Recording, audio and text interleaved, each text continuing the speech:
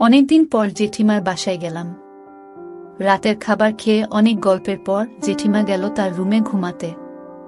আমি পাশের রুমে ঘুমিয়ে পড়লাম। হঠাৎ মাঝরাতে দেখলাম জেঠিমা আমার পাশে শুয়ে আছে। এরপর আমি জেঠিমাকে বুঝতে না দিয়ে, বন্ধুরা সবাই কেমন আছো? আমার নাম জিতেশ, আমি হুগলি জেলায় থাকি। আজকে আমি আমার জীবনের একটা অভিজ্ঞতার কথা তোমাদের সাথে শেয়ার করব।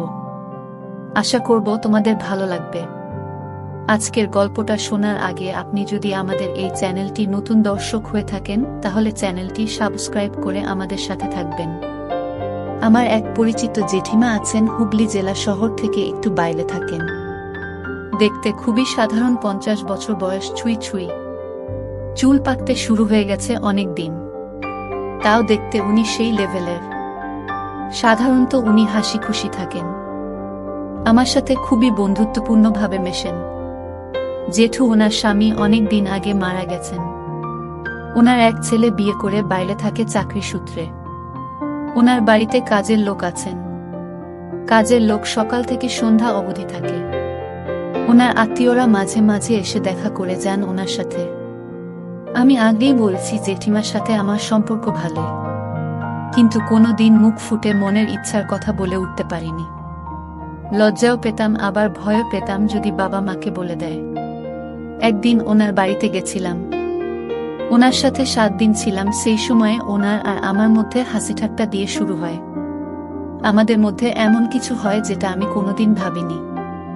জেঠিমা কোনোদিন আমাকে খারাপ চোখে দেখা তো দূর, কোনোদিন ভুলও বোঝেননি।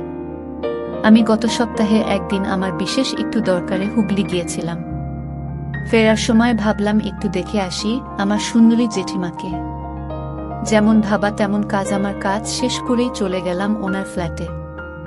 গিয়ে দরজায় কলিং বেল টিপতেই খুলে গেল দরজা। দেখি আমার জেঠিমার শাড়ি পরে দরজা খুলে আমাকে দেখে হাসি দিল, আর অবাক হয়ে জিজ্ঞেস করল, কি ব্যাপার হঠাৎ জেঠিমার কাছে কিছু না জানিয়ে?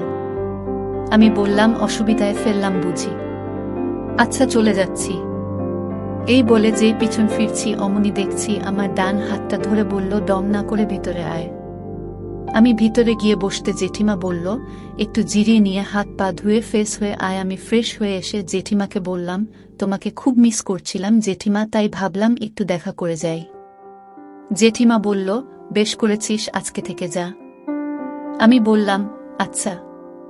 তারপর বেশ কিছুক্ষণ কথা বললাম, আমাদের বাড়ির কথা, আমার চাকরির কথা, পড়াশোনার কথা। তারপর জেঠিমাকে বললাম, সবই তো হলো, কিন্তু আমি এই সুন্দরী জেঠিমার জন্য কিছু আনতে পারলাম না। বলতে জেঠিমা বলল, আমি কিছু আনতে বলেছি কি? আমি বললাম, সে যাই হোক আনতে তো হয়, চকোলেট বা মিষ্টি। জেঠিমা বলল, তোর বিয়ে হলে বউকে দিবি চকলেট। আমি বললাম, আর তোমাকে? জেঠিমা বলল, জানি না, আমার কিছু চাই না, সব আছে। আমি জেঠিমাকে বললাম, আচ্ছা জেঠিমা, আমার সাথে ঘুরতে যাবে আজকে সন্ধ্যায়? জেঠিমা বলল, আমি বুড়ি মানুষ, আমি কি করব তোর সাথে? ঘুরতে গেলে প্রেমিকা বা বান্ধবীকে নিয়ে যেতে হয়।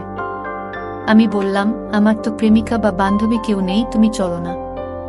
জেঠিমা রাজি হলো না। আমি জেঠিমাকে দুষ্টুমি করে বললাম, তুমি আমার সাথে চলো না জেঠিমা প্লিজ। জেঠিমা বলল, ওরে বাবারে, আমাকে ছাড়। আমি বললাম, না যেতে হবে তোমাকে, চলো না দুজনে যাই। জেঠিমা এতে রাজি হলো। জেঠিমা বলে, খুব পেকে গেছিস দেখছি। আমি বললাম, ওটা বয়সের ধর্ম। জেঠিমা বলল, ঠিক আছে, পরে দেখা যাবে, এখন চল। জেঠিমা একটা বেগুনি শাড়ির সাথে ব্লাউজ পরে আমার সামনে এসে বলল, চলো, আমি রেডি। আমি বললাম, উফ, সেই লাগছে তোমাকে। জেঠিমা আবার মুচকি হেসে বলল, চল তো, এখন প্রশংসা পরে করবি। স্ট্যান্ডে গিয়ে দেখি অনেক ভিড় হয়ে গেছে। অনেক কষ্টে একটা জায়গা দেখে বসলাম জেঠিমাকে নিয়ে।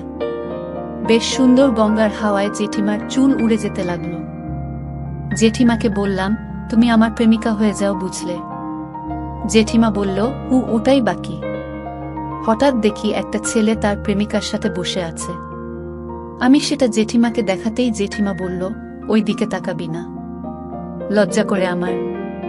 আমি জেঠিমার বাম পাশে বসে জেঠিমার কাঁধের উপর দিয়ে ডান হাত দিয়ে জেঠিমার কাঁধে হাত রেখে বললাম, জেঠিমাকে অপূর্ব লাগছে, বিশ্বাস করো প্রেমে পড়ে যাচ্ছি তোমার। জেঠিমার আবার সেই হাসি। জেঠিমা, তুমি আমাকে তোমার সাথে প্রেম করতে দেবে? জেঠিমা এটা শুনেই বলল, দেখছি, তবে একটা কথা বলি, তোকে কিছু মনে করিস না। আমি বললাম, বলো। জেঠিমা বলতে শুরু করল, তোর জেঠো চলে যাওয়ার পর থেকে প্রায় সারাদিন বাড়িতে থেকেই কেটে যায়, আমার কোনো বন্ধু বান্ধব নেই। আমি একটা বন্ধু বানানোর ওয়েবসাইট কয়েকদিন ব্যবহার করেছিলাম, কিন্তু ভালো কাউকে পাইনি।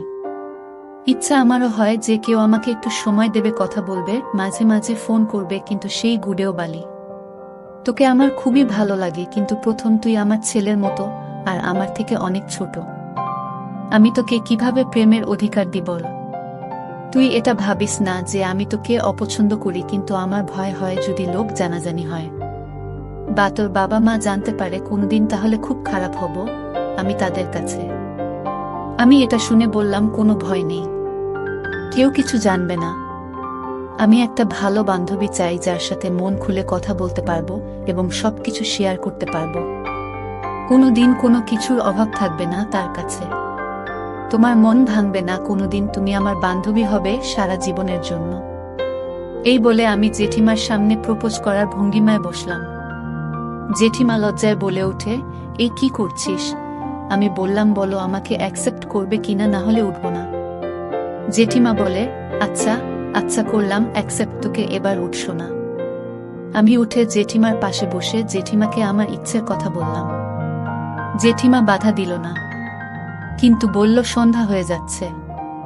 আমি বললাম, চল বাড়ি যাই, তবে বাড়ি গিয়ে কিন্তু সব নেব। জেঠিমা আমাকে আলতো করে একটা চড় মেরে বলল, তাই নাকি? আমি বললাম, আমার জেঠিমার উপর আমার পুরো বিশ্বাস আছে, আমি জানি তুমি আমার ইচ্ছে পূরণ করবে। জেঠিমা আমার দিকে দুষ্টুমি চোখে তাকিয়ে একটা মায়াবী হাসি দিল। আমি বললাম, তুমি একটু দাঁড়াও, আমি একটা চকলেট কিনে আসছি। বলে আমি তাড়াতাড়ি একটা ওষুধের দোকানে গিয়ে চকলেট ফ্লেভার কিনে আনলাম। তারপর আমরা দুজনে একটা টোটোতে উঠলাম। বাড়ি আসার পথে জেঠিমাকে ফিসফিস করে বললাম, একটা কথা বলবো। জেঠিমা বলল, বল। আমি বললাম, জেঠিমা, তোমাকে না ভীষণ সুন্দরী লাগছে আজকে। জেঠিমা বলল, বুঝছি, বাড়ি চল। এরপর আমরা বাড়ি পৌঁছলাম। বাড়ি ঢুকে আমি জেঠিমাকে আবার মনের ইচ্ছের কথা বললাম। জেঠিমা খিলখিলিয়ে হেসে উঠল, আমাকে বলল, এসে কি পাগলামি শুরু করলি? আমি তো আছি তোর সামনে, যা আগে ফ্রেশ হয়ে আয়। আমি বললাম, হুম যাচ্ছি। তারপর আমি ফ্রেশ হয়ে এসে জেঠিমার সামনে বসলাম। জেঠিমা বলল, আমি রান্নাঘরে যাই। তারপর জেঠিমা চলে গেলে আমি বললাম, জেঠিমা, আমি 5 মিনিট আসছি। জেঠিমা বলল, কোথায় যাও? আমি বললাম, নিচের ওষুধের দোকান থেকে আসি। জেঠিমা একটা মুচকি হাসি দিল। এরপর জেঠিমা রান্না করে খাবার নিয়ে আসতে আমি আর জেঠিমা খাবার খেয়ে নিলাম। রাতে খাবার টেবিলে বসেও জেঠিমার সাথে খুনসুটি করতে লাগলাম। জেঠিমা প্রথম প্রথম বিরক্ত হয়েও মুচকি হাসি দিতে দিতে আমার সাথে আড্ডা দিতে লাগল। আমি বুঝলাম জেঠিমা আনন্দ চাই আমার সাথে। আমি জেঠিমাকে বললাম, আচ্ছা জেঠিমা, একটা কথা জিজ্ঞেস করি, কিছু মনে করবে না তো?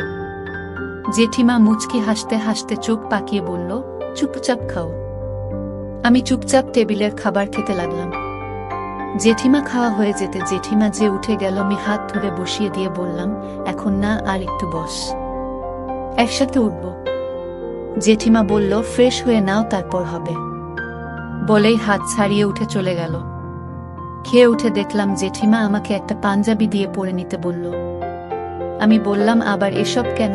জেঠিমা বলল, পরে না, একটু বারান্দায় যাব, এসে একটু গল্প করে দুজনে পরে ঘুমাবো। বন্ধুরা, আজকে এই পর্যন্তই। গল্পটির বাকি অংশ বলবো পরের ভিডিওতে।